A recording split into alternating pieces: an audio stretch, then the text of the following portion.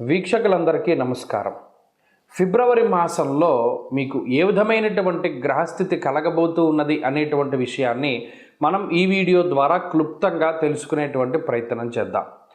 జనవరి నెలలో సంక్రమించినట్టే ఫిబ్రవరి మాసంలో కూడా పంచగ్రహ కూటమి, షడ్గ్రహ కూటమి సంభవించడానికి కూడా అవకాశం ఉన్నది. అయితే ఈసారి మకరంలో కాకుండా కుంభరాశి యందు ఈ పంచగ్రహ కూటములు ఇవన్నీ కూడా ఏర్పడబోతూ ఉన్నాయి. అలాగే ఫిబ్రవరి మాసంలో ఉండేటువంటి గ్రహస్థితిని గనక మనం ఒక్కసారి గమనిస్తే మిథున రాశి యందు గురుడు సంచరిస్తూ ఉన్నారు.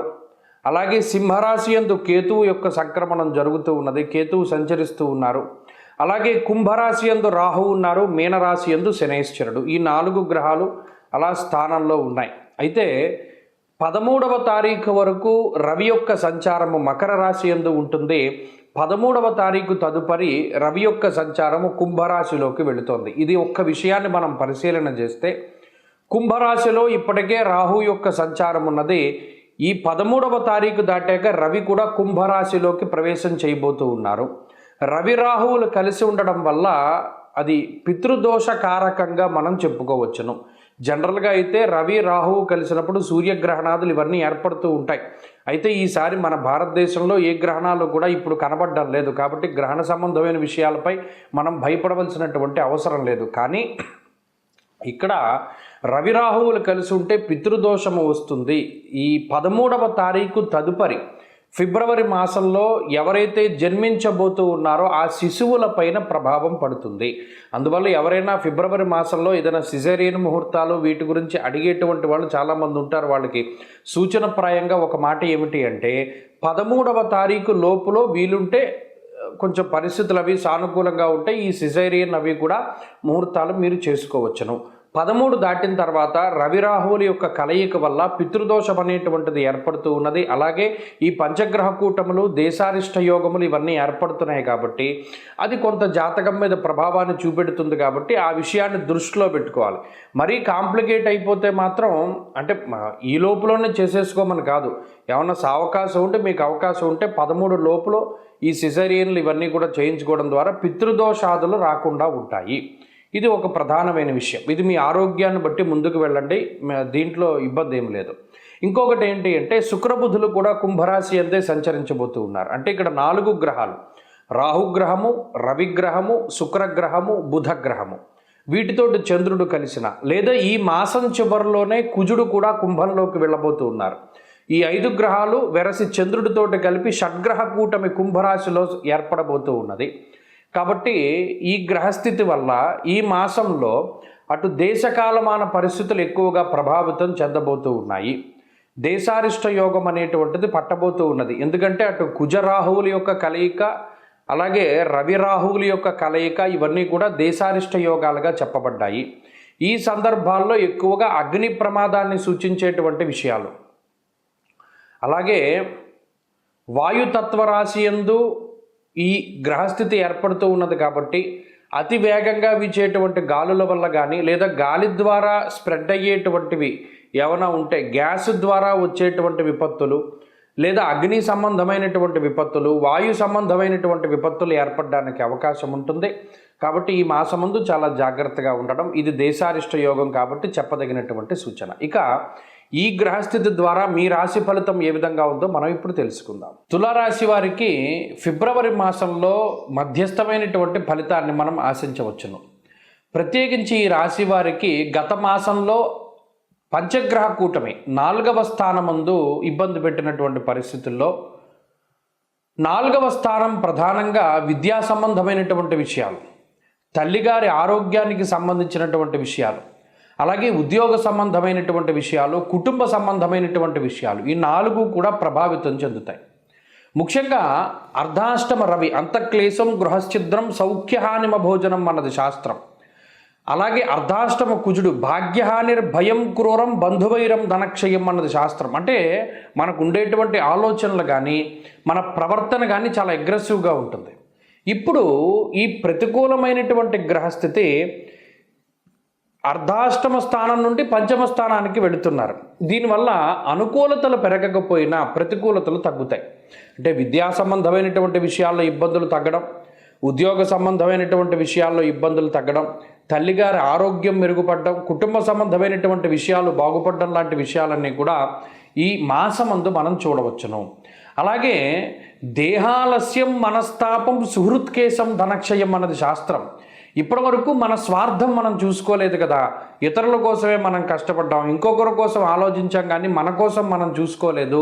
ఇప్పుడు మన కోసం మనం చూసుకోవాలి, ఆలోచించాలి అనేటువంటి థాట్ పెరుగుతూ ఉంటుంది. స్వార్థపూరితమైనటువంటి ఇది ఒక తప్పు కాదు, స్వార్థపూరితమైనటువంటి ఆలోచనలు లేదా మీకు మీరు ప్రయారిటీ ఇచ్చుకొని నేను ఇది అనేటువంటి పరిస్థితులు ఎక్కువగా కనబడుతూ ఉంటాయి. నేను ఇలా అవ్వాలి, ఇక్కడికి వెళ్ళాలి, ఈ పని చేయాలి, ఈ ఉద్యోగం చేయాలి అనేటువంటి ఆలోచనలు ఎక్కువగా వస్తూ ఉంటాయి. ఈ రకమైనటువంటి ఆలోచనలకి గ్రహస్థితి కారణమవుతుంది. అలాగే దేహాలస్యం మనస్తాపం, కొన్ని సందర్భాల్లో ఆశించినటువంటివి ఆశించినట్టుగా జరగకపోవడం వల్ల వచ్చేటువంటి మనస్తాపం ఎక్కువగా ఉంటుంది. అలాగే బద్ధకం ఎక్కువగా ఉంటుంది. ప్రధానంగా ఈ మాసం అంతా కూడా చాలా బద్ధకంగా ఉంటుంది.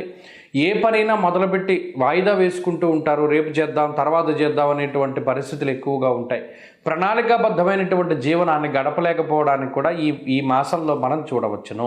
అయితే అటు 6వ స్థానమందు శని యోగిస్తూ ఉన్నారు, పంచమంలో శుక్రబుధులు యోగిస్తూ ఉన్నారు, గురుడు బలం ఉన్నది కాబట్టి అటు ఆర్థిక సంబంధమైనటువంటి ఇబ్బందులు ఏవి రావు, ఉద్యోగ సంబంధమైనటువంటి ఇబ్బందులు రావు, అలాగే కుటుంబ సంబంధమైనటువంటి సమస్యలు రావు. ప్రత్యేకించి మీ యొక్క భావాల్ని ప్రకటన చేస్తారు, అది వారికి నచ్చుతుంది, నచ్చకపోతుంది, కానీ మీ ధోరణి మీద అన్నట్టుగానే ఉంటుంది.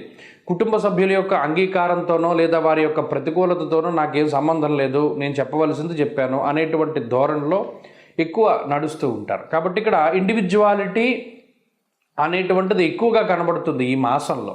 కాబట్టి మరిన్ని ఈ మాసంలో మరి ఇక్కడ అర్ధాష్టమ స్థితి నుండి బయటకు వెళ్ళిపోయే గ్రహస్థితి కాబట్టి కొంతకాలం పాటు అంటే ఈ నెలాఖరు వరకు 23 వరకు అర్ధాష్టమ కుజుడైతే ఉంటారు. దానివల్ల మానసిక భయం ఉంటుంది, దానివల్ల పెద్ద ఇబ్బంది పడవలసినటువంటి పరిస్థితులు లేవు. కొంచెం అది దృష్టిలో పెట్టుకోవాలి. ఈ మాసంలో మరిన్ని శుభ ఫలితాల కోసం ఎక్కువగా సుబ్రహ్మణ్య ఆరాధన చేయడం చెప్పదగినటువంటి సూచన. ప్రతి మంగళవారం నాడు సుబ్రహ్మణ్య ఆలయానికి వెళ్ళి ఆయనకు సంబంధించినటువంటి అభిషేకములు, దీపారాధనలు చేస్తూ ఉండడం, సుబ్రహ్మణ్య అష్టోత్తరం కానీ, సుబ్రహ్మణ్య కరావలంబం కానీ, సుబ్రహ్మణ్య భుజంగ స్తోత్రం కానీ చదువుకోవడం ద్వారా మానసికమైనటువంటి రిలీఫ్ ఎక్కువగా వస్తుంది. తులారాశి వారికి ఫిబ్రవరి మాసంలో మధ్యస్థమైనటువంటి ఫలితాన్ని మనం ఆశించవచ్చును.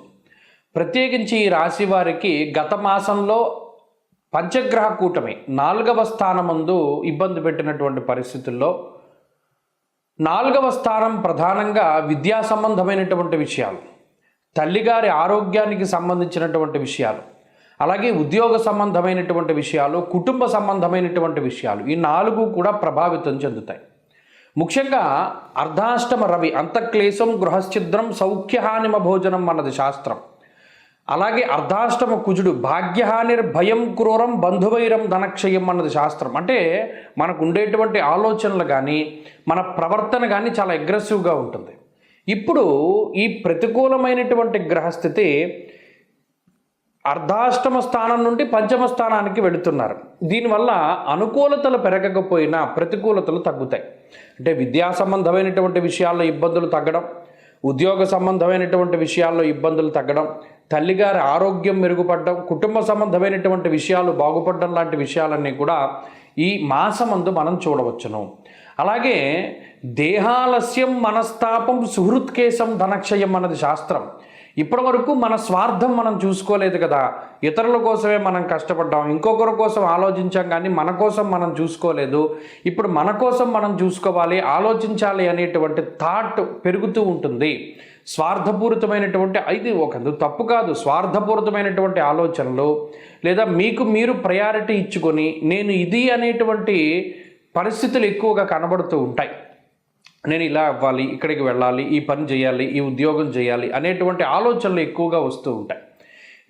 ఈ రకమైనటువంటి ఆలోచనలకి గ్రహస్థితి కారణమవుతుంది. అలాగే దేహాలస్యం మనస్తాపం, కొన్ని సందర్భాల్లో ఆశించినటువంటివి ఆశించినట్టుగా జరగకపోవడం వల్ల వచ్చేటువంటి మనస్తాపం ఎక్కువగా ఉంటుంది. అలాగే బద్ధకం ఎక్కువగా ఉంటుంది. ప్రధానంగా ఈ మాసం అంతా కూడా చాలా బద్ధకంగా ఉంటుంది.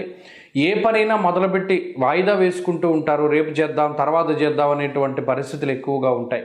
ప్రణాళికాబద్ధమైనటువంటి జీవనాన్ని గడపలేకపోవడానికి కూడా ఈ మాసంలో మనం చూడవచ్చును.